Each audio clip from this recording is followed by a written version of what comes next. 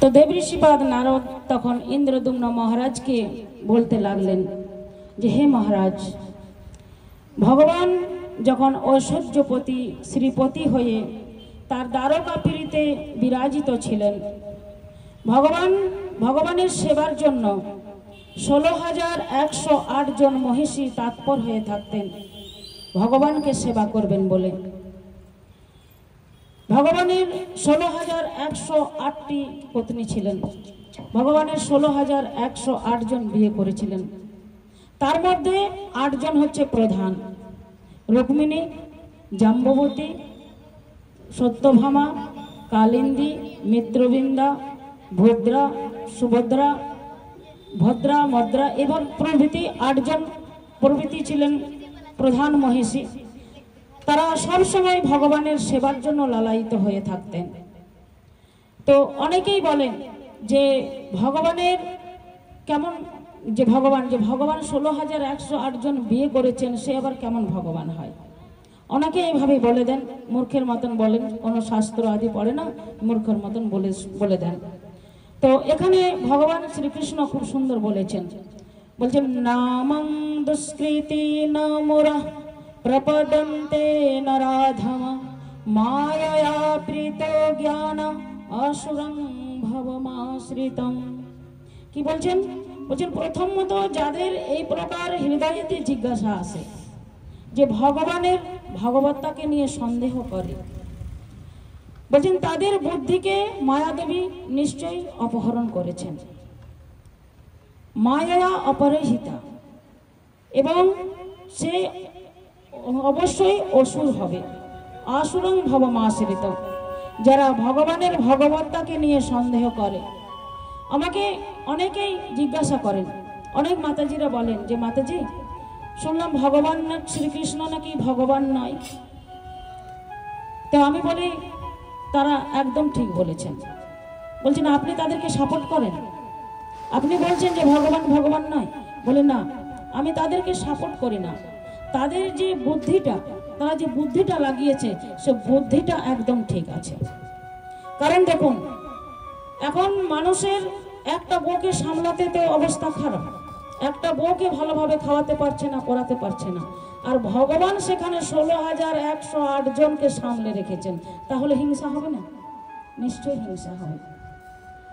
তো যাই হোক, ভগবান সম্বন্ধে জানতে হলে ভগবানের ভক্তের সঙ্গ লাভ করতে হবে। ভগবানের যে সঙ্গ, তার সঙ্গ করতে হবে, তবে ভগবত্তাকে জানতে পারবেন। এবং সৎ গ্রন্থ পড়তে হবে, সৎ গ্রন্থ থেকে জানতে হবে। তো ভাগবতে এমনও কথা আছে, সুখদেব গোস্বামী মহারাজ বললেন যে পরীক্ষিত, যদি দ্বারকাতে গোবিন্দ একবার বলেন যে আমি জল পাবো, আমাকে জল পাওয়াও, তো সঙ্গে সঙ্গে দেখবেন 16,108 গ্লাস জল হাতে নিয়ে এসে উপস্থিত হয়ে যায়। কিন্তু বাড়িতে গিয়ে আপনারা দেখবেন, আপনারা বলবেন যে পরীক্ষা করে দেখবেন যে আমাকে জল পাওয়াও, দেখবেন তো ক গ্লাস জল আসবে। কিন্তু ভগবানের 16,108 গ্লাস জল এসে উপস্থিত হয়ে যাচ্ছে। আমরা ভগবান সম্বন্ধে অবদস্ত করি, আমরা কি বলি যে ভগবান বস্ত্র হরণ করেছেন। তো ভগবান যখন বস্ত্র হরণ করেছিলেন, তখন ভগবানের বয়স কত ছিল? 6 বছর বয়স। 6 বছর বয়সে ভগবান বস্ত্র হরণ করেছিলেন। কিন্তু এখন গ্রামে গঞ্জে ঘুরে দেখুন, 6 বছরের বালকরা নগ্ন ঘুরে বেড়াচ্ছে। তাদের শরীরে লজ্জা বোধ এখনো আসেনি। এসেছে? আসেনি। কিন্তু 6 বছর বয়সে ভগবান বস্ত্র হরণ করেছিলেন। কিন্তু যখন ভগবানের প্রাপ্ত বয়স হয়েছিলেন, তখন ভগবান বস্ত্র হরণ করেননি, ভগবান বস্ত্র দান করেছিলেন। দ্রৌপদীকে বস্ত্র দান করেছিলেন না, লজ্জা নিবারণ করেছিলেন। আবার অনেকে কি বলছেন যে ভগবান রাসে নৃত্য করেছেন। তাহলে কেমন ভগবান? তাহলে আমাদেরকে দেখতে হবে যে ভগবান যে রাসের নৃত্যটা প্র্যাকটিস করেছিলেন, কোথায় করেছিলেন না? ভগবান রাসের নৃত্য প্র্যাকটিস করেছিলেন কালীয় নাগের মাথার ওপরে। সেটা তো আমাদের দেখতে হবে যে ভগবানের রাসের প্র্যাকটিস কোথায় হয়েছিল। নৃত্যের প্র্যাকটিস কালীয় নাগের মাথার ওপরে। তাহলে সেগুলো আমাদের নজরে পড়ে না। আমরা শুধু দেখি কি না ভগবানের ভগবত্তাকে নিয়ে আমরা সন্দেহ করি। তো বলছেন এটা নিশ্চয়ই তাদের বুদ্ধিটাকে মায়া দেবী হরণ করে নিয়েছেন, সেজন্য তারা অসুরের মতন কথাগুলা বলছেন, অসুরের মতো। যাই হোক, এখানে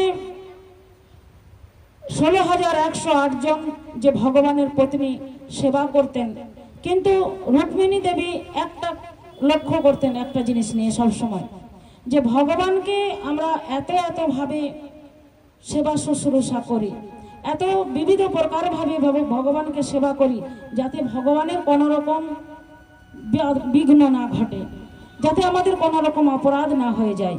কিন্তু ভগবান সবসময় অসন্তুষ্ট থাকতেন, ভগবানের মনে সন্তুষ্ট থাকতো না। রুক্মিণী এই কথাগুলো লক্ষ্য করছেন। আবার রুক্মিণী সমস্ত মহিষীদেরকে, সমস্ত যে পাটরানীরা আছেন তাদেরকে সবাইকে ডেকে বলছেন যে বোন, এর জন্য আমরা দায়ী নই তো? ভগবানকে যে সন্তুষ্ট আমরা করতে পারছি না, এর জন্য আমরা কেউ দায়ী নই তো? তো সমস্ত পাটরানীরা বলছেন যে হে রুক্মিণী দিদি, আমরা তো একসঙ্গে সংগঠিত হয়ে ভগবানের সেবা করি, যাতে ভগবানের কোনো রকম অসন্তুষ্টি না হয়, ভগবানের যাতে কোনো রকম সেবাতে বিঘ্ন না হয়, আমাদের যাতে কোনো রকম অপরাধ না হয়, সেইভাবে আমরা সেবা করেছি। কিন্তু না জানি ভগবান কেন এইভাবে অসন্তুষ্ট হয়ে রয়েছেন, কেন ভগবান আমাদের কক্ষে বেশিক্ষণ থাকেন না, আমাদের সঙ্গে ভালো করে কথা বলেন না, না জানি ভগবানের কি প্রকার দুঃখ। তো এদিকে যখন ভগবান দ্বারকায় শ্রীপতি ঐশ্বর্যপতি হয়ে রয়েছেন, তখন শ্রীমতী রাধারানী বৃন্দাবনে রয়েছেন। আর শ্রীমতী রাধারানী বৃন্দাবনের থেকে দ্বারকাধীশের স্মরণ করছেন, দ্বারকাধীশের স্মরণ করছেন, রোদন করছেন, এবং ভ্রমরকে উপলক্ষ করে তিনি রোদন করছেন। ভ্রমরকে বলছেন রাধে, ভ্রমরকে রাধারানী বলছেন, শুনুন আমার ছোট্ট গোপালের শ্রীমুখ থেকে কি বলছেন রাধারানী।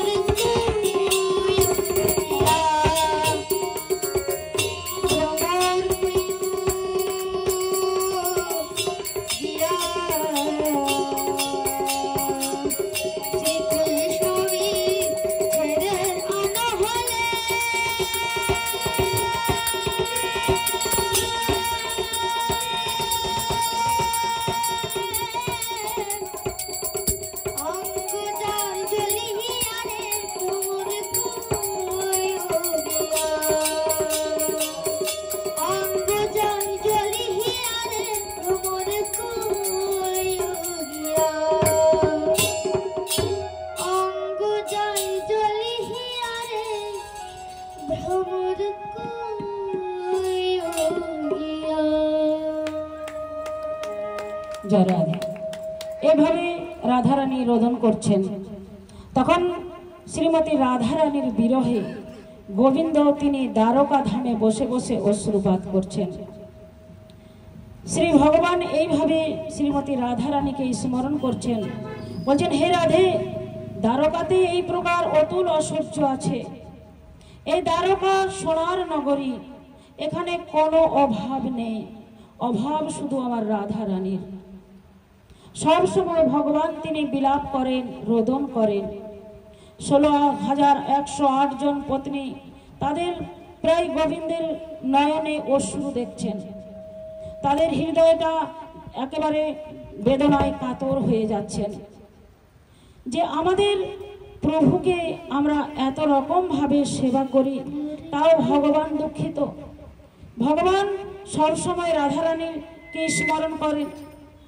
একদিন গভীর নিদ্রায় দ্বারকাধীশ শয়ন করে আছেন এবং পাশে রানী রুক্মিণী শয়ন করে আছেন। হঠাৎ মাঝরাত্রিতে রুক্মিণীর নিদ্রা ভঙ্গ হয়ে যায়। রুক্মিণী শুনতে পেলেন যে কোথা থেকে একটা গোঙানোর আওয়াজ আসছে।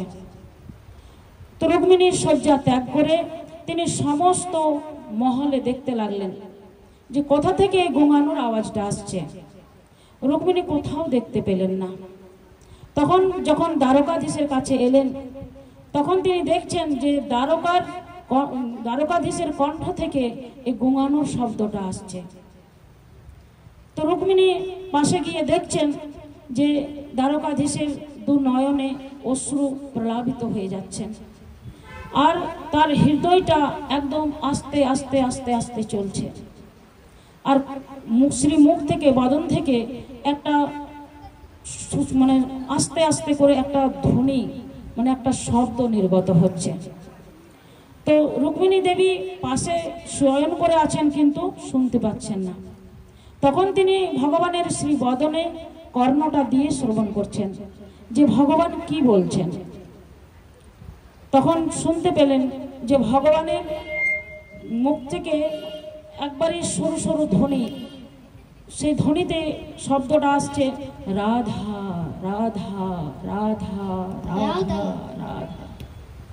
এইভাবে রাধা রাধা ধ্বনি আসছে, কিন্তু রুক্মিণীর সাহস হলো না যে ভগবানকে জাগাবেন, জাগাবার সাহস হলো না এবং ভগবানকে জিজ্ঞাসা করারও সাহস পেলেন না।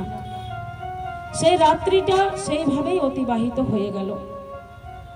পরের দিন সকালবেলায় ভগবান শ্রীকৃষ্ণ তিনি ধেনুমতিতে, ওই দ্বারকার পাশ দিয়ে ধেনুমতি পার হয়ে গেছেন গঙ্গা, সে ধেনুমতিতে তিনি স্নান করলেন এবং স্নান করে কৃষ্ণ এবং বলরাম তারা সুধর্মা সভাতে চলে গেলেন। দ্বারকা থেকে একটু দূরে রয়েছেন সুধর্মা সভা, যেখানে ভগবান রাজ্য শাসন করতেন। তো রথে করে চেপে কৃষ্ণ এবং বলরাম তারা সুধর্মা নদীতে সভাতে চলে গেলেন। রুক্মিণী দেখলেন এই সুযোগ। রুক্মিণী কি করলেন না, সমস্ত মহিষীগণকে ডাকলেন, সমস্ত পাটরানীগণকে ডেকে বললেন, জানো কালকে রাত্রেবেলায় দ্বারকাধীশ খুব রোদন করছিলেন, আর রোদনের সঙ্গে সঙ্গে একটা শব্দ নির্গত হচ্ছিল। তো সকল মহিষীরা বললেন যে হে রুক্মিণী দিদি, কি সে শব্দটা, ভগবান কি নাম বলছিলেন? তো রুক্মিণী বললেন ভগবান রাধা নাম বললেন, রাধা রাধা। তো আমাদের প্রভু এই রাধা নামে সবসময় অসন্তুষ্ট হয়ে রয়েছেন, তার কারণ হচ্ছে রাধা। তো এই রাধা কে, এই শ্রীমতী রাধারানী কে? তখন সমস্ত পাটনারীদেরকে জিজ্ঞাসা করলেন, কেউ বলতে পারলেন না। কালিন্দী শুধু একটু বললেন। কালিন্দী বললেন, হ্যাঁ আমি রাধা তত্ত্ব জানি, তবে রাধা তত্ত্ব আমি বলতে পারবো না, কারণ রাধা তত্ত্ব বলতে গেলে গুছিয়ে বলতে হয়। তো আমি তো গুছিয়ে বলতে জানি না, তো আমি রাধা তত্ত্ব বলতে পারবো না। তো রুক্মিণী বললেন, ঠিক আছে, একজন রাধা তত্ত্ব বলতে পারেন। সে কে না, সে হচ্ছেন মা রোহিণী। একমাত্র মা রোহিণী আছেন, যে মা রোহিণী ভগবানের গোকুল লীলাতেও ছিলেন। ভগবান 4 জায়গায় লীলা করেছেন, গোকুলে লীলা করেছেন এবং বৃন্দাবনে লীলা করেছেন, মথুরায় লীলা করেছেন আর দ্বারকায় লীলা করছেন। তো রুক্মিণী বললেন একমাত্র রোহিণী মাই আছে যে ভগবানের গোকুল লীলাতেও ছিলেন এবং বৃন্দাবন লীলাতেও ছিলেন আর মথুরা লীলাতেও ছিলেন আর এই দ্বারকা লীলাতেও আছেন। তাহলে চলো সবাই মিলে আমরা রোহিণী মায়ের কাছে যাই। তো রুক্মিণী সমস্ত পাটরানীদেরকে নিয়ে আর রোহিণী মায়ের কক্ষে গেলেন। মা রোহিণীকে বললেন যে হে মা রোহিণী, রাধা কে? কে রাধা? রোহিণী অবাক হয়ে গেল। মা রোহিণী বললেন কি বললে রুক্মিণী, তুমি কি কথা বললে? বললেন মা রাধা রানী কে? যে রাধা রানীর নামটা শ্রবণ করেছেন রুক্মিণী মা আর সঙ্গে সঙ্গে ভাবিত হয়ে গেলেন, তন্ময় হয়ে গেল, একবারে মানে সজ্জার মধ্যে চলে গেলেন, তিনি অজ্ঞান অবস্থায় চলে গেলেন। তারপর কোনো রকমে মা রোহিণী নিজেকে সামলালেন। তখন বললেন রুক্মিণী তুমি কি বললে? বললেন হে মা রুক্মিণী, হে মা রোহিণী, আপনি কৃপা করে দয়া করে আমাদেরকে শ্রীমতী রাধা রানীর কথা বলুন। কে রাধা?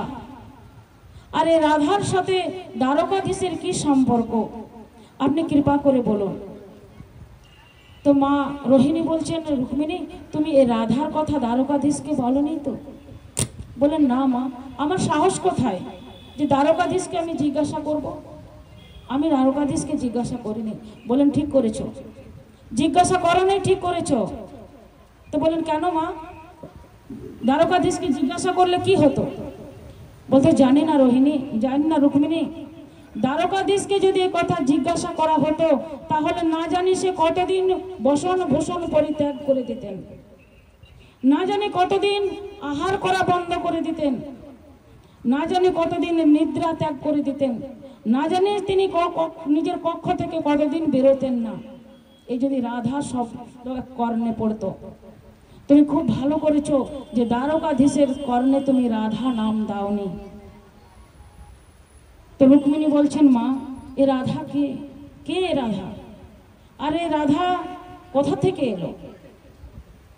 তখন মা রোহিণী বলছেন তোমরা রাধা তত্ত্ব শুনবে, তোমরা রাধার কথা শুনবে, আমি তোমাদেরকে রাধার কথা বলবো। তবে মনে রেখো এই রাধা কথা, রাধা শব্দ যেন দ্বারকাধীশের কর্ণে না পৌঁছায়, বলরামের কর্ণে যাতে না যায়।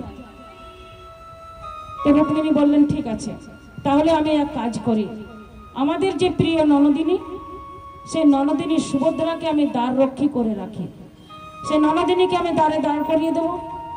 আর যদি জগন্নাথ বলদেব যদি আসেন, দাদা বলদেব বা দ্বারকাধীশ যদি আসেন তাহলে আমাদেরকে খবরটা দিয়ে দেবেন আর আমরা তখন কথা বন্ধ করে দেব। তো এইভাবে বললেন হ্যাঁ মা ঠিক কথা বলেছ, তুমি তাই করো। তাহলে তুমি আগে সুভদ্রাকে দ্বারে দাঁড় করাও, তারপর আমি তোমাদেরকে রাধা কথা শ্রবণ করাবো।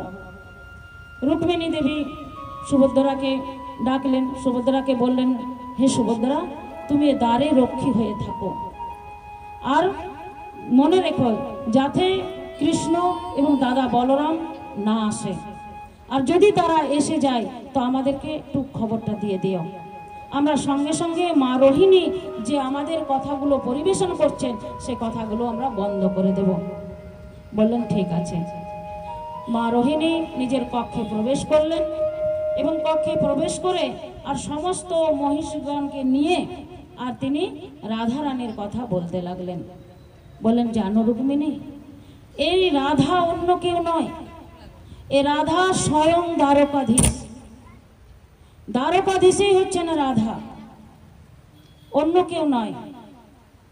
এ রাধা দ্বারকাধীশ এবং দ্বারকাধীশই হচ্ছে রাধা। মানে এইভাবে মা রোহিণী রাধারানীর নিগুড় লীলাকে বর্ণন করছেন। তখন সুধর্মা সবাই বসে রয়েছেন ভগবান শ্রীকৃষ্ণ, সেইখানে রাধারানীর কথা যে মা রোহিণী বলছেন কিন্তু ভগবানের কর্ণে পৌঁছে গেলেন। জয় রাধে, ভোগ লাগাবেন। হ্যাঁ, তো সেখানে রাধারানীর কথা শুনতে পেলেন ভগবান। ভগবান যেই রাধারানীর কথা শুনতে পেলেন, ভগবানের শরীর থেকে এক একটা লোম উঠে গেল, রোমাঞ্চিত হয়ে গেল। তখন দাদা বলরাম পাশেই বসেছিলেন। দাদা বলরাম বললেন, কি হলো কানাই, তোমার সারা শরীরে এইভাবে রোমাঞ্চিত হয়ে গেল কেন? তখন কৃষ্ণ দাদা বলরামকে হাতে ধরে আর ছুটতে লাগলেন। সে রাজসভা থেকে রাজ্য শাসন পরিত্যাগ করে তিনি ছুটতে ছুটতে রথে এসে বসলেন। দারুককে বলেন, দারুক রথ চালাও। বলেন, প্রভু আপনি রাজসভায় ছিলেন, বলেন অত কথা বলার সময় নেই, তুমি তাড়াতাড়ি করে রথ চালাও। দারুক রথে চেপে রথ চালাতে লাগলেন। দ্বারকার সীমানায় এসে পৌঁছালো। যেই দ্বারকায় এসে রথটা থামালেন, ভগবান সঙ্গে সঙ্গে ঝাঁপ দিয়ে, কৃষ্ণ বলরাম দুজনেই সঙ্গে সঙ্গে ঝাঁপ দিয়ে আর দ্বারকার দিকে ছুটতে লাগলেন, যেখানে ওই রুক্মিণী এবং আরো সমস্ত যারা ছিল, যারা রাধা তত্ত্ব শুনছিলেন। ভগবান যেখানে রথে করে যান, সেখানে নগ্ন পায়ে ছুটছেন। নগ্ন পায়ে ছুটতে ছুটতে ছুটতে ছুটতে রোহিণী মায়ের কক্ষে পৌঁছে গেলেন। আর যেই রোহিণী মায়ের কক্ষে পৌঁছে গেলেন, অমনি রাধা যে ভাব, রাধা কথা, রাধা নাম অনুভব হলো। রাধা নামের প্রভাবে, রাধা নামের প্রভাবে কৃষ্ণ এবং বলরাম এবং সুভদ্রা তারা গলতে লাগলেন। তাদের দিব্য দেহ গলতে লাগলেন। যেমন কচ্ছপ, কচ্ছপ যেমন নিজের শরীরকে নিজের দিকে সংগঠিত করলেন নিজের মধ্যে, সেইভাবে ভগবানের হাত পা সব নিজের সংকুচিত হতে লাগলো, নিজের দিকে চলে আসতে লাগলো। মানে রাধা শ্রবণ করা মাত্রই, রাধারানীর লীলাকে শ্রবণ করে কৃষ্ণ বলরাম সুভদ্রা এত তন্ময় হয়ে গেলেন যে রাধারাম শ্রবণ করে তারা চমকে গেলেন। তখন আমাদের চোখগুলো যেমন বড় বড় হয়ে যায়, সেই রকম কথার আস্বাদন হলো, আর তাদের চোখগুলো বড় বড় হয়ে গেল। কৃষ্ণ বলরাম সুভদ্রা তাদের চোখ দুটো এমন বড় বড় হয়ে গেল, সবাই উত্তভাগের মতো হয়ে গেল। তারা বিষয়মুক্ত হয়ে গেলেন, সমস্ত শরীর সংকুচিত হয়ে গেলেন। এদিকে কথা চলছে, যত কথা চলছে তত তাদের শরীর গলতে শুরু করছে, যত যত কথা চলছে তত তাদের শরীর গলছে, একদম ভিতরে প্রবেশ করে যাচ্ছেন। শরীরের যেরকম সূক্ষ্ম আকার, সে আকার নষ্ট হয়ে গেল। তিনটি শরীরের যে আকার, তিনটে পিণ্ডের মতো হয়ে গেল, তিনটে পিণ্ডে আকারে পরিণত হয়ে গেল। কোথায় গেল সে অজানুলম্বিত বাহু, কোথায় গেল সে পদ্মলোচন, কোথায় গেল সে পদ্মের মতো চরণ, আর কোথায় গেল পদ্ম নাভি, কোথায় গেল পদ্মলোচন, কোথায় গেল পদ্ম মুখ, সব কিছু অন্তর্ধান হয়ে গেল। তিনখানা পিণ্ডের মতো সৃষ্টি হয়ে গেল, তিনটে বিগ্রহ। দেখুন, যত কঠিন দ্রব্যই হোক না কেন, বিশেষ তাপের প্রভাবে সে সমস্ত দ্রব্যকে গলানো যায়। মোমকে গলাতে যেমন বেশি তাপ লাগে না, সামান্য তাপেই মোম গলে যায়, কিন্তু যদি লোহাকে গলাতে হয় তাহলে প্রচুর তাপ লাগে। অথবা সোনাকে যদি গলাতে হয়, রূপকে যদি গলাতে হয় তাহলে অনেক তাপ লাগে। বিশেষ তাপেতে সমস্ত দ্রব্যকে গলানো যায়। সেই প্রকার গোবিন্দকেও গলানো যায়, জগন্নাথকেও গলানো যায়। কিসের প্রভাবে? না রাধারানীর প্রভাবে, রাধারানীর নামের প্রভাবে, রাধারানীর কথার প্রভাবে গলানো যায়। তো রাধারানী বিরহে জ্বলতে লাগলেন। তাদেরকে রাধারানীর যে বিরহ, তারা এত দগ্ধীভূত হয়ে গেলেন যে ভগবানের শরীরটা গলে গেল, ভগবানের শরীরের আকার পরিবর্তন হয়ে গেল। আজকে গোবিন্দের আর সেই রূপ থাকলো না। গোবিন্দ একটা অসামান্য রূপে পরিবর্তন হয়ে গেল। সেই সাথে বলরাম, সেই সাথে সুভদ্রা তখন দৈব যোগে সেইখানে নারদ বাবা সেখানে এসে প্রকট হয়ে গেলেন। সেই দিন নারদ মুনি দ্বারকাতে এসেছিলেন ভগবানের দর্শন করার জন্য। যেই নারদ মুনি প্রকট হলেন আর সেই প্রকার ভগবানের রূপ দর্শন করে সেই প্রকার অসামান্য রূপকে বর্ণন অচিন্তন রূপকে দর্শন করে নারদ মুনি ভূমিতে দণ্ডমান হয়ে গেলেন, প্রণাম করে দিলেন, ষষ্ঠাঙ্গে প্রণাম করলেন। প্রণাম না করে ভগবানের সম্মুখে দেবঋষিপাদ তিনি ভগবানের স্তুতি করতে লাগলেন। বহুক্ষণ ভগবান তিনি সেই রূপেতে ছিলেন। যখন এদিকে কথা বিশ্রাম হলো, রাধারানীর সম্পর্কে রোহিণী দেবী যখন সমস্ত কথাকে বিশ্রাম দিলেন, রাধারানীর সম্পর্কে রোহিণী দেবী যেখানে সমস্ত পাটরানীদেরকে অবগত করালেন, কথা বিশ্রামের পর কর্মে কর্মে ভগবান তাদের যে তিনজনের যে দেহ, সেই দেহ চিন্ময় রূপে আবার সে ফিরে পেলেন। কৃষ্ণ বলরাম তারা আবার পূর্ণরূপে ফিরে চলে এলেন। ভগবানের হৃদয়েতে রাধারানীর বিরহতে আকুল ছিলেন। সম্মুখে নারদ মুনিকে দেখেও তিনি বুঝতে পারলেন না যে নারদ মুনি কতক্ষণ এসেছিলেন। ভাবিত ছিলেন তারা রাধা কথার মধ্যে। যখন তাদের জ্ঞান ফিরে এলো, তখন সম্মুখে দেখলেন নারদ মুনি তিনি ভূমিতে পতিত হয়ে জগন্নাথের স্তুতি করতে লাগলেন। নারদ বাবা তিনি জগন্নাথের স্তুতি করতে লাগলেন। জয় জগন্নাথ,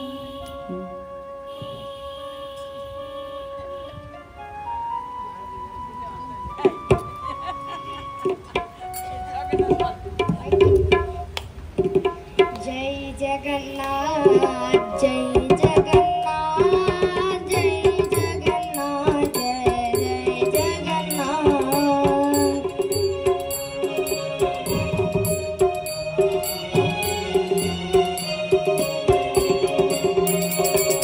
जय जगन्नाथ, जय जगन्नाथ, जय जगन्नाथ, जय जगन्नाथ। जय जगन्नाथ, जय जगन्नाथ, जय जगन्नाथ स्वामी जय जगन्नाथ। जय बलदेव, जय बलदेव, जय बलदेव, जय जय बलदेव।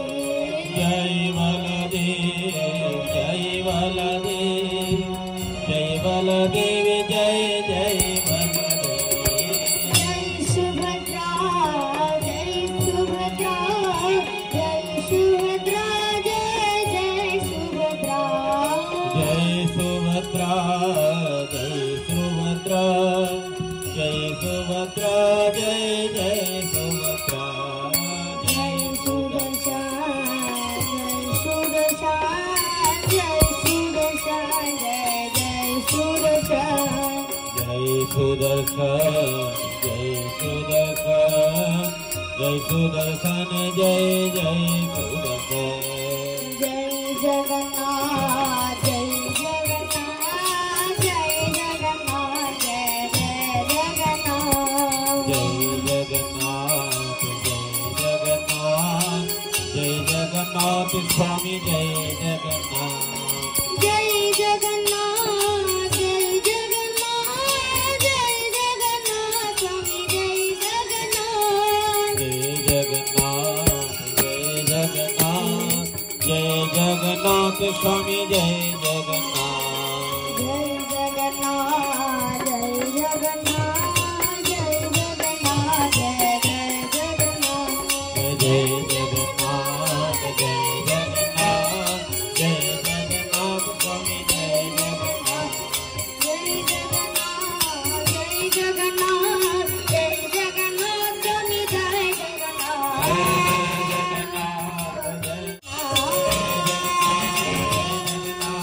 जय जगन्नाथ स्वामी जय जगन्नाथ। जय जगन्नाथ, जय जगन्नाथ, जय जगन्नाथ, जय जय जगन्नाथ। जय जगन्नाथ, जय जगन्नाथ स्वामी जय जगन्नाथ। बोलो जगन्नाथ भगवान की, बलदेव महाराज की, सुभद्रा महारानी की, सुदर्शन लाल भगवान की, जय जय श्री राम।